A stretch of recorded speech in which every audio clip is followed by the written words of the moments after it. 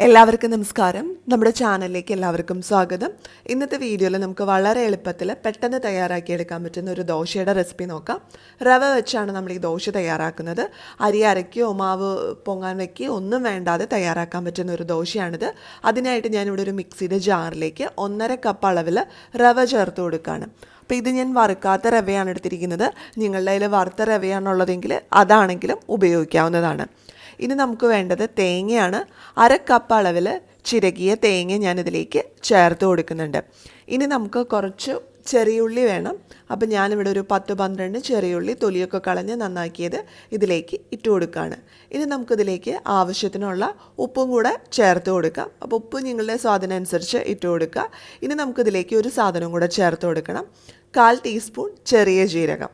ഇത്രയും മാത്രമാണ് നമുക്കിതിലേക്ക് ചേർത്ത് കൊടുക്കാനുള്ളത്. ഇനി നമുക്കിതിലേക്ക് ആവശ്യത്തിനുള്ള വെള്ളം ഒഴിച്ചു കൊടുക്കാം. അപ്പോൾ ഞാനിവിടെ ഒരു കപ്പ് വെള്ളം ഒഴിച്ചു കൊടുത്തിട്ടുണ്ട്.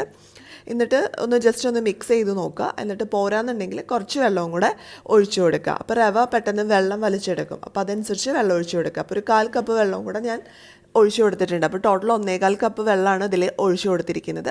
ഇനി നമുക്കിത് മിക്സിയിൽ നന്നായിട്ടൊന്ന് അരച്ചെടുത്തിട്ട് വരാം. സാധാരണ നമ്മൾ ദോശയൊക്കെ അരക്കില്ലേ, അതുപോലെ നല്ല പോലെ നമുക്ക് അരച്ചെടുത്തിട്ട് വരാം. അപ്പോൾ ഇതാ ഞാൻ നമ്മുടെ മാവൊക്കെ നന്നായിട്ട് അരച്ചെടുത്തിട്ടുണ്ട്. ഇതിപ്പോൾ നല്ല പോലെ അരഞ്ഞു വന്നിട്ടുണ്ട്. ഇനി നമുക്കിത് മറ്റൊരു പാത്രത്തിലേക്ക് മാറ്റാം. അതിനുശേഷം നമുക്ക് ദോശ ഉണ്ടാക്കാനായിട്ട് തുടങ്ങാം. അപ്പോൾ ഈ മാവ് റെസ്റ്റ് ചെയ്യാനൊന്നും വെക്കേണ്ട കാര്യമില്ല, പുളിക്കാനൊന്നും വെക്കേണ്ട കാര്യമില്ല. ഇങ്ങനെ തന്നെ നമുക്ക് ചുട്ടെടുക്കാവുന്നതാണ്. അപ്പോൾ ഈ ഒരു കൺസിസ്റ്റൻസിയിലാണ് ഇതിരിക്കുന്നത്. ഒത്തിരി വെള്ളമായി പോകരുത്. അപ്പോൾ കുറച്ച് കട്ടിയുള്ള ബാറ്റർ വേണം നമ്മൾ തയ്യാറാക്കാനായിട്ട്.